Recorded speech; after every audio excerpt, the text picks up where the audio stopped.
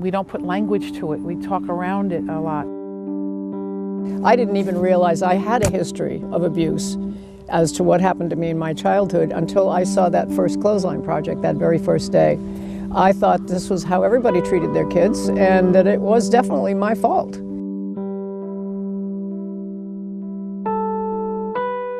They may look like someone's laundry or a display of an art project.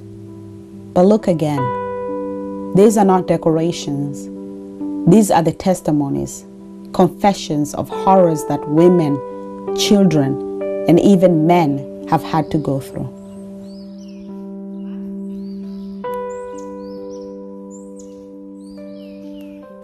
"700 shirts are hanging just outside the Maureen Muffin Wilkins Hall at the Cape Cod Community College. This is the Clothesline Project. Each shirt was written by a person who have encountered, who has fought, or who has lost a life because of sexual violence. It started here on the Cape in 1990. Activists, artists, survivors got together to create a project that would talk about the issue. This is the largest display ever of the Clothesline Project here on the campus, and Chris and I really had this idea last year that we would show them all because it's not a little problem, it's a big problem, not only on Cape Cod but everywhere. Many of our students are still, as you can see by this display, many of our members of our community are victims or have to live as survivors of sexual violence. So we wanted to show the Clothesline Project in its entirety, or as much as we could. I originally became interested in this when I saw the very first project of 33 shirts went up in the fall of 1990 as part of the Take Back the Night March and Rally in Hyannis. And I read the shirts and I went, oh, I don't know what this is about. I don't know any of these people. And by the time I got to the end of the line, I realized that probably half of the shirts were my friends. But back in 1990, no one was talking about this. There were no laws about violence against women. There were no statistics keeping in the police department. There was no blotter line that said domestic assault, domestic violence, sexual assault, domestic violence. So it was just assault and battery, murder. So there was no legitimized way of knowing just exactly how big this problem was. Started in Cape Cod in 1990 with just 30 shirts, Independent House, the Cape Cod Life Center for Domestic and Sexual Violence Victims and their children, now houses 1,000 shirts.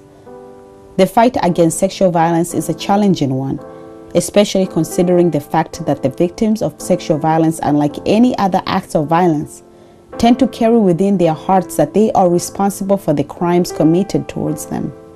Well, I think sexual abuse in particular has a connotation that somehow you, as the victim or survivor, are responsible for your own abuse. And we very consciously chose the word survivor for any man or woman, women to begin with, who survived this assault, because we wanted them to be celebrated as living, as opposed to victim. Victims we reserved for women who had been killed.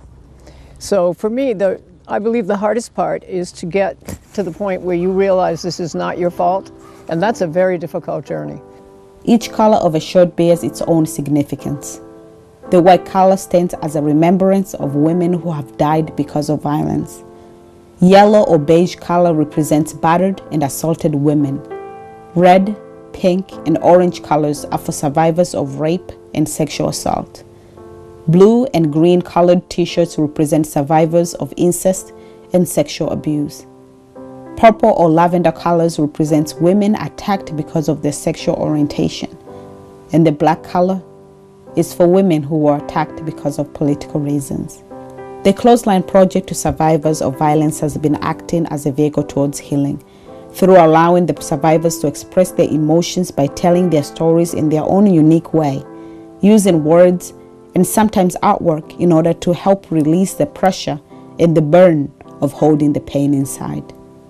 Events like this help to give people language to this crime of assault, whether it's domestic or physical or emotional, sexual. And we have to stop being afraid to talk about it. And so if you have a friend that you know is going through something, let them know that you're there. Give them the hotline number. They may not use it, but they'll know there's a resource. We have to stop being afraid to say, I don't deserve this, or I deserve this. We have to stop believing that this is my problem and not the culture problem. Since the year 1990, the Clothesline project has been displayed yearly at 4 Cs, an experience that has been impactful to the college community. This has been great at the college because students and faculty have taken the time to come out and visit, to acknowledge the problem and to learn about it, and that's why we're here. We want to make people aware. We want them to do what they can to prevent it. We want this problem to go away. With programs such as the Clothesline Project, Chris has seen the public waking up and starting to acknowledge the issue of violence. With this project, people are finding the courage to speak up and seek the help that they need. We get from year to year sometimes more clients than we've had the past year, and what that says to me is that there's not necessarily more violence, but people are stepping up because they realize there are resources there. When they come through the door, they're filled with shame and blame. They've been told over and over again, this wouldn't happen if you didn't do this or you didn't do that. And our job is to empower them, get them to realize they have a voice, they can make decisions, and there's support behind them. So we get people to a place where they really believe that they have strength and they can make decisions such. And many times we get referrals because of clients, former clients. And we also work in collaboration with all of the service providers, so we all kind of, connect with each other. Many clients need different services. In addition to showcasing the Clothesline project, Independence House has showed 2 movies, Spotlight and It's Not Just Jenna, as a way to honor April as a month geared towards fighting and raising awareness on sexual violence. A lot of progress towards creating a harmony society for women has been made since the Take Back the Night marches in the 70s. Nowadays, more people are finding it safe to reach out for help and speak out against the violences committed towards them, instead of living in shame.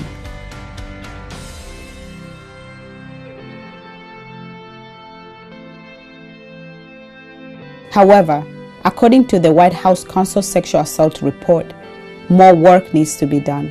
The facts on sexual violence in our country still shows that 1 in 5 women has been raped in her lifetime. This is a very high number compared to the fact that 1 in 71 men has been raped in his lifetime. Most victims know the abuses. 42% of college women who have been raped tell no one about the assault. Over a third of women who were raped as minors were also raped as adults. For me, it's always been about the journey of watching women come forward, and now men as well, which is even harder for men. Women coming forward demanding to have counseling and places where they can get care, like Independence House, and demanding to be heard. And this was a way sometimes many women told their story for the very first time on these shirts. The Clothesline Project has become a worldwide movement, with 500 projects nationally and 50,000 to 60,000 shirts internationally. In the United States, there is a record of 41 states who have participated in this movement.